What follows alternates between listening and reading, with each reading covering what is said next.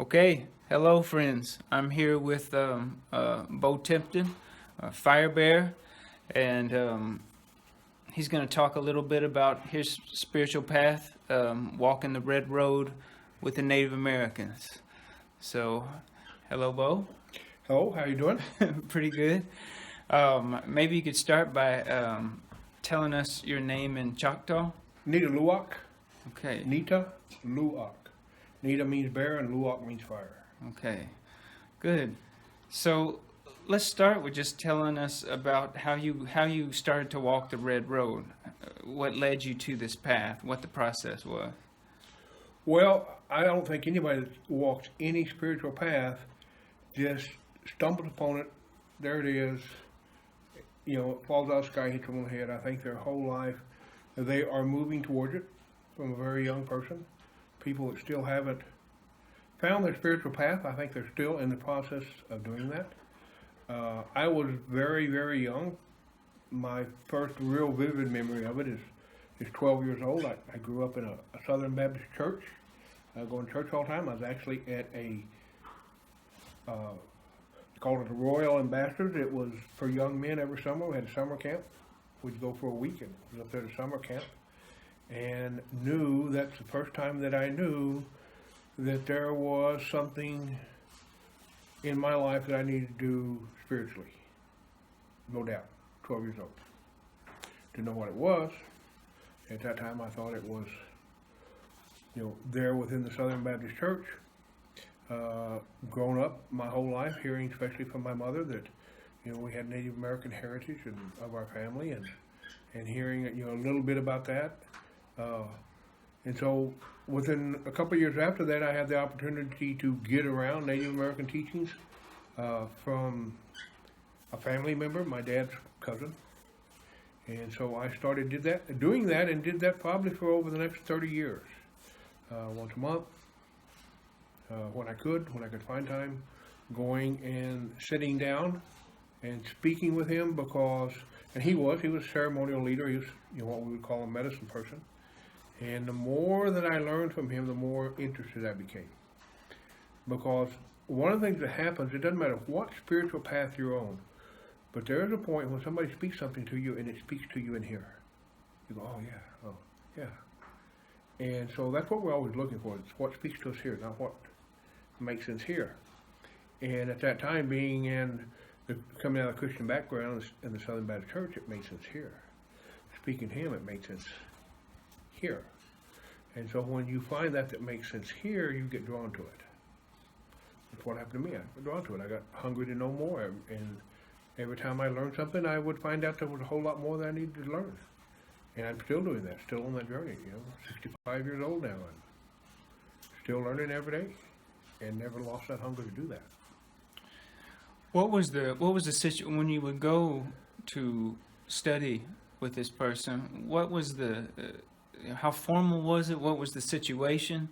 Would he kind of sit and talk to me talk to you like you're talking to me now? Or what would happen when you would go to see him? Well, it's the same way that we still do it. Anytime I'd go to him or any other, what would be a spiritual teacher, we always want to set what's called sacred space, which is where we kind of shut down everything else that's around us and our focus being present in that space. And we would always do that. We would be sitting out in the yard under the tree somewhere. And I would ask a question that was of spiritual nature. And he might say, well, wait a minute, let's don't talk about that here. Let's go light a fire. And then when we light a fire, we sage and go through what we go through to get in a sacred space before he would ever talk about a whole lot of other things. So first off, we was always in sacred space when we would really get into things. And the other thing is that it doesn't matter where you're at on this journey, when you go and talk to somebody out of the Native American traditions, an elder, a medicine person, you're going to probably spend as much time talking about yourself and what's going on with you as you are going to be learning. Because when you learn about yourself and what you need to do to live a better life, well, that's also going to help you learn what the traditions are and how to walk with the traditions and stuff. So a big part for all those years was, going in, sitting and talking about what was going on in my life, because that was what was important to me. Sure. You know, I didn't want to know, 200 years ago they were doing this on top of a mountain. I want to know, how can I fix my life today? Yeah. How can I make my life better today? And, well, okay, it's ceremony. Well, how do I learn that ceremony? Whatever it was. So, very informal, very about making yourself, becoming a better you. We'll call it becoming a better you. Very, very trusting relationship, knowing, because it's a very, very big thing to us, that when we go to an elder, that elder, doesn't matter who it is, how close he is to him, there's never going to say anything that we said. And having that, ability to know that, we can go talk about anything. So yeah, be very informal, and most of it, I'd say at least half of it's about what's going on in your life today, because that's what's important to you. Okay. I know you've done some of the, I guess we call it more intense ceremonies. You've done something called Vision Quest, and the students will have at least heard about a Vision Quest. So what is a Vision Quest, and what's the purpose? What's the reason? Why do people go on a Vision Quest? Well, it's a vision quest, seeking a vision. Vision is, a lot of people think it's dream and stuff. No, but it can just be, an idea of where I'm supposed to go. What am I supposed to do? What lays ahead of me? How do I have this problem in my life.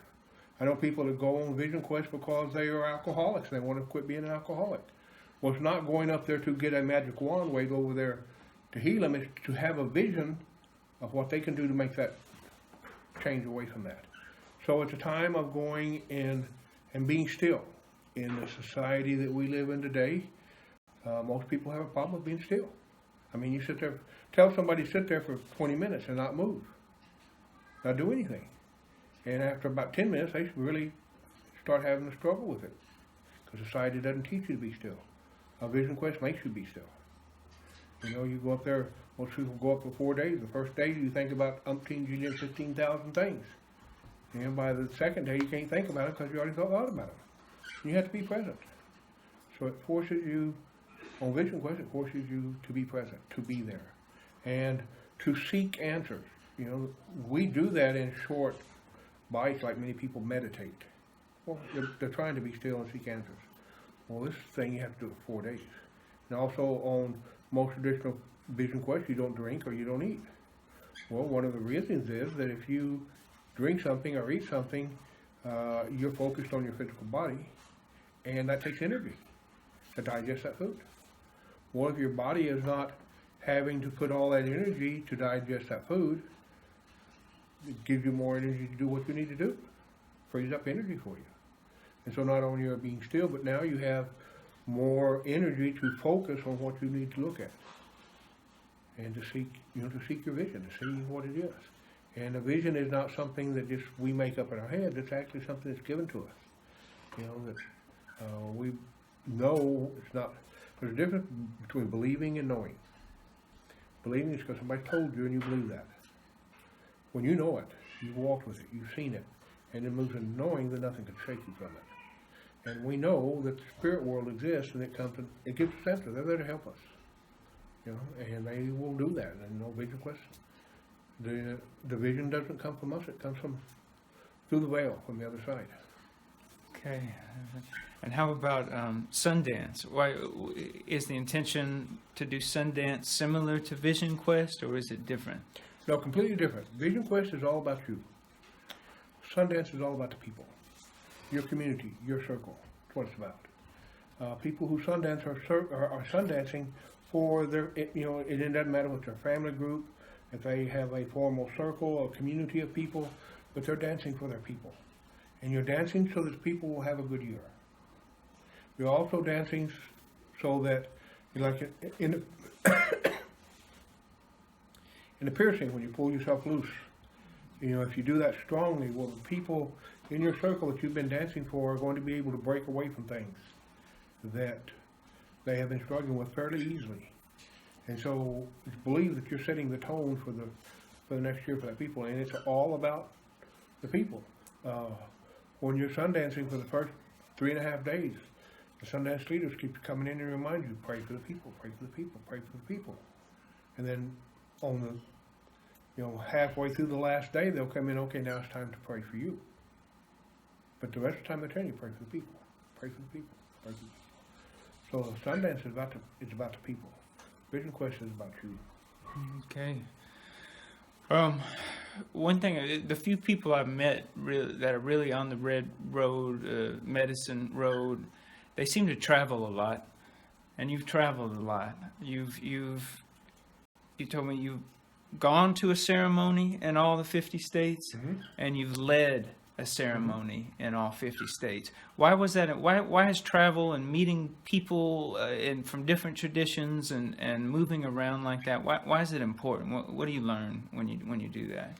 Well, one of the big things is that we need to step back a little bit further than that, is because we have been scattered across this country, and we're not living around where there are a lot of ceremonies.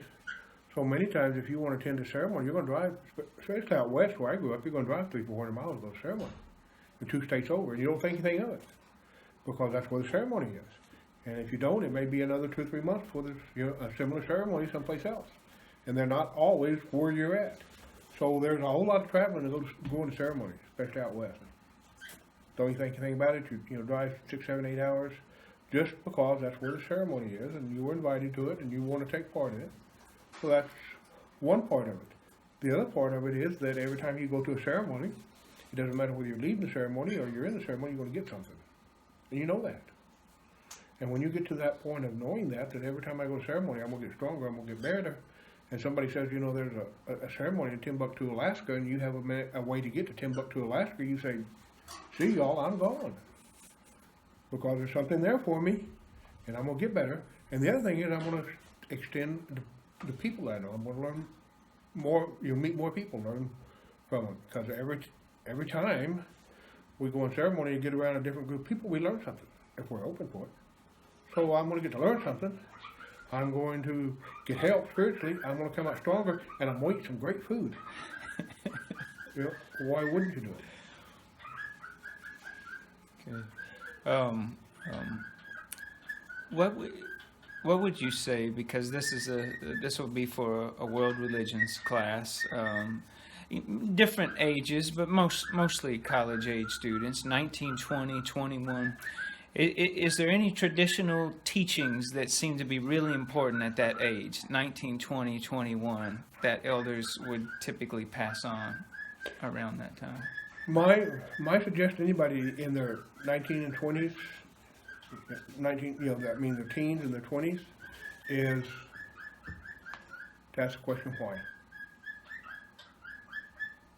Most people just take what they're given and believe it just because they were given to it. That's why. Why is it true? And then the other thing that I would say, and again, this doesn't just apply to young people. This is anybody that's not on a good spiritual path. Is see what it does. Because if it's a good spiritual path, it's going to be helping people. People's lives are going to be changing. And if it's the same old, you see people 5 years later dealing with the same problems. Nothing's changed. You might want to scratch your head a little bit and wonder why. So ask why. Why do we do it this way? What is the reason for it? Why do we believe like this? What led us to this point? And then the other thing to observe, is it working? Or is it everybody showing up on, like on Sunday and wearing nice clothes and patting each other on the back, and the rest of the week there's nothing there. One of the things about indigenous cultures, and again, I've met people from all over the world.